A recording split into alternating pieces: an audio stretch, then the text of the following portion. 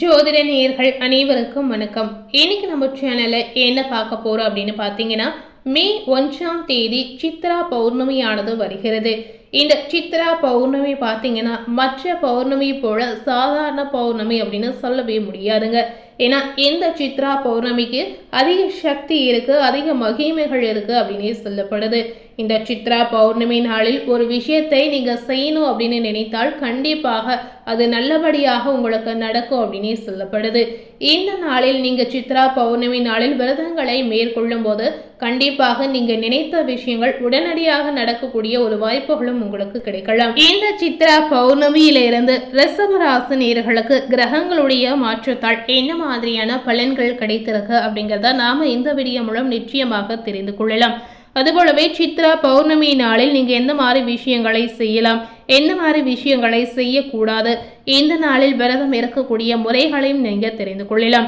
அதுபோலவே இந்த பௌர்ணமி நாளில் கிரிவலம் செல்வதற்கு உகந்த நேரம் என்ன அப்படிங்கிறதையும் நாம பார்க்கலாம். பொதுவாகவே சித்ரா பௌர்ணமி அப்படின்னு சொல்லும்போது இந்த நாள் மங்களகரமான ஒரு புனிதமான நாள் அப்படின்னே சொல்லப்படுது.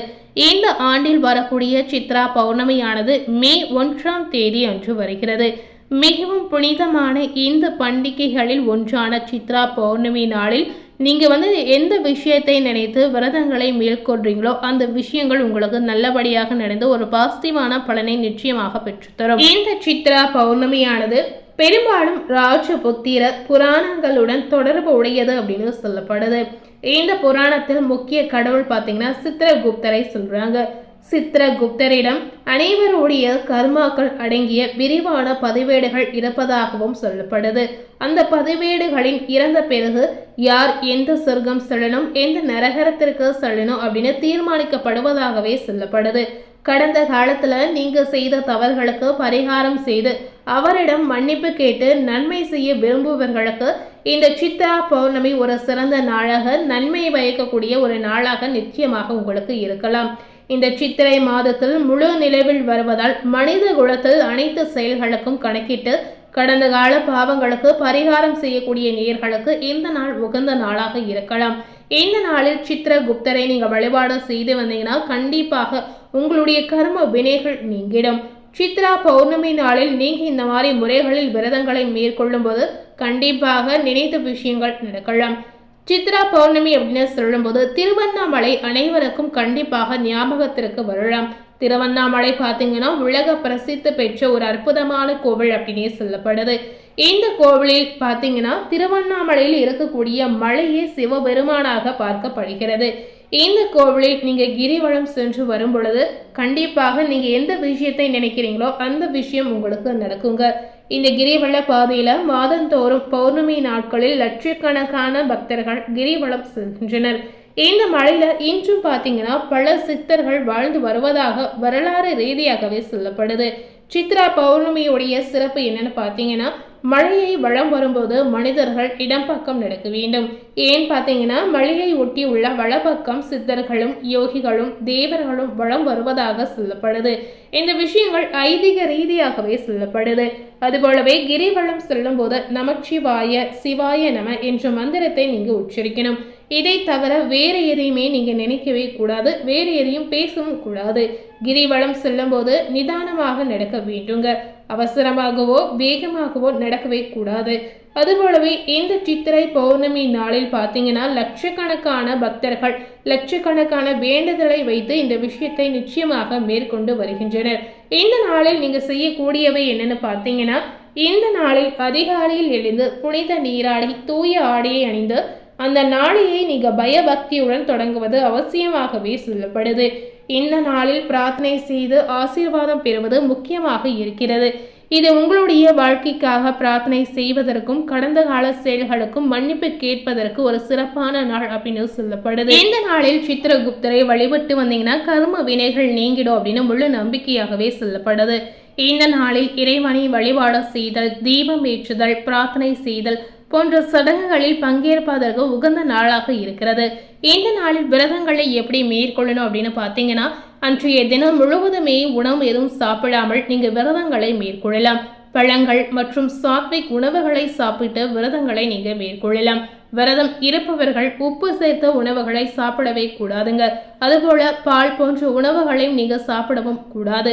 இந்த விஷயத்தை நினைவில் வைத்துக்கொண்டு உணவுகளை நீங்க பின்பற்றலாம். அதுபோல இந்த நாளில் சித்திரகுப்தரை வழிபாடு செய்யும் போது சிவபெருமானுடைய அருளை எளிதில் உங்களுக்கு பெற முடியும் அப்படின்னு ஐதீக ரீதியாகவே சொல்லப்படுது. இந்த நாளில் உங்களால் முடிந்தால் ஏதாவது ஒரு நெய்வேத்தியத்தை செய்து சித்திரகுப்தரை மனதார வழிபாடு செய்யலாம். உங்களால் முடிந்தால் தான தர்மங்களை கூட இந்த நாளில் நீங்க செய்யலாம். அசைவ உணவு, போதைப் பொருட்களை இந்த நாளில் நீங்க தவிர்க்கணும். வாக்குவாதங்கள் மற்றும் எதிர்மறை ஆற்றலை தவிர்ப்பது உங்களுக்கு முக்கியமாகவே சொல்லப்படுது. ஸோ இந்த நாளில் எந்த அளவுக்கு நீங்கள் பாசிட்டிவாக இருக்கீங்களோ, பாசிட்டிவான விஷயத்தை செய்கிறீங்களோ, அந்த அளவுக்கு உங்களுக்கு பாசிட்டிவான அதீத நற்பலன் கண்டிப்பாக உங்களுக்கு கிடைக்கும். ஸோ இதை தொடர்ந்து ரிஷபராசினியர்களுக்கு இந்த சித்ரா பௌர்ணமிக்கு பிறகு என்ன மாதிரியான மாற்றங்கள் கிடைத்திருக்கு அப்படிங்கிறத நாம் இப்போ பார்க்கலாம். எடுத்த வேலைகளை முடிப்பதில் உறுதியாக இருக்கக்கூடிய உங்களுக்கு இந்த காலகட்டம் யோகமான காலகட்டமாக அமையலாம். உங்களுடைய செல்வாக்கு இந்த நேரத்தில் அதிகரிக்கும். அரசியல்வாதிகள் உங்களுடைய வேலைகளில் உறுதியாக இருப்பீர்கள். உத்தியோகத்தில் இருப்பவர்களுக்கு வேலையின் காரணமாக அலைச்சல் அதிகரிக்கும். மேல் அதிகாரிகள் உங்களை கண்காணித்துக் கொண்டே இருக்கக்கூடிய சூழல் உருவாகலாம். சிலருக்கு வேலையின் காரணமாக குடும்பத்தினருடன் ஒரு இடைவெளி நிச்சயமாக ஏற்படும். சுகஸ்தானத்தில் கேது சஞ்சரிப்பதால் தாயாருடைய உடல் நிலையில் சிறு சங்கடங்கள் தோன்றலாம். தாய் வழி உறவுகளுடன் விரோதம் உங்களுக்கு ஏற்படும். லாபஸ்தானம் பலமடைந்து இருப்பதால் வியாபாரிகளுக்கு முதலீடுக்கேற்ற வருமானம் நிச்சயமாக கிடைக்கலாம். சிறு வியாபாரிகளுக்கு வாழ்வில் வளம் அதிகரிக்கும்.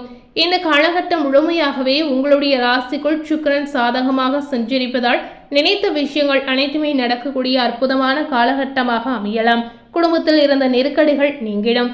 சந்தர்ப்ப சூழ்நிலை அறிந்து கணவன் மனைவரும் விட்டு கொடுத்து செயல்படக்கூடிய அற்புதமான காலகட்டம் அப்படின்னு சொல்லப்படுது.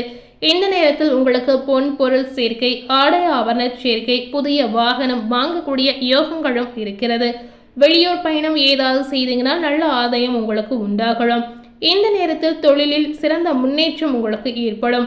இதுவரையில உங்க வாழ்க்கையில இறந்தக்கூடிய பிரச்சனைகள் எல்லாமே விலகி செல்லக்கூடிய சூழலும் இருக்கிறது.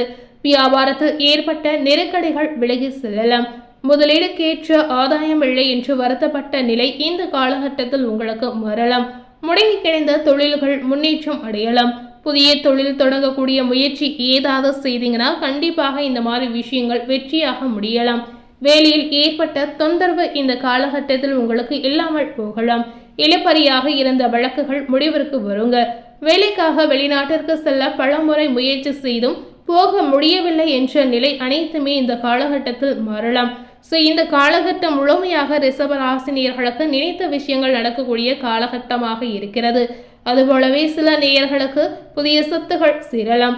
உத்தியோகத்தில் ஏற்பட்ட நெருக்கடி விலகலாம். குடும்பத்தில் ஒரு வகையான நிம்மதி உங்களுக்கு ஏற்படலாம்.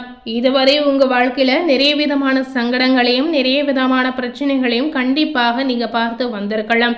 ஸோ அனைத்து விதமான பிரச்சனைகளும் இந்த காலகட்டம் ஒரு தீர்வாக உங்களுக்கு இருக்க போகுது. நேற்று வரை எதற்காகவோ பயந்து வாழ்ந்து வந்த உங்களுக்கு இந்த பயந்து இருக்கக்கூடிய நிலை கண்டிப்பாக இந்த காலகட்டத்தில் ஏற்படாது. நினைத்ததை சாதிக்கும் அளவிற்கு உங்களுடைய நிலை நிச்சயமாக மாறும். எதிர்ப்பு, வம்பு வழக்கு என்பதெல்லாம் இடம் தெரியாமல் போகலாம். இழுபறியாக இருந்த வழக்கு உங்களுக்கு சாதகமாக முடியுங்க. உத்தியோகத்தில் இருந்த பிரச்சனைகள் தீரலாம். எதிர்பார்த்த பதவி உயர்வு கிடைக்கலாம். புதிய தொழில் தொடங்க முயற்சி செய்யக்கூடிய நேயர்களுக்கு அதற்குரிய வாய்ப்புகள் தேடி வரக்கூடிய அமைப்பும் இருக்கிறது.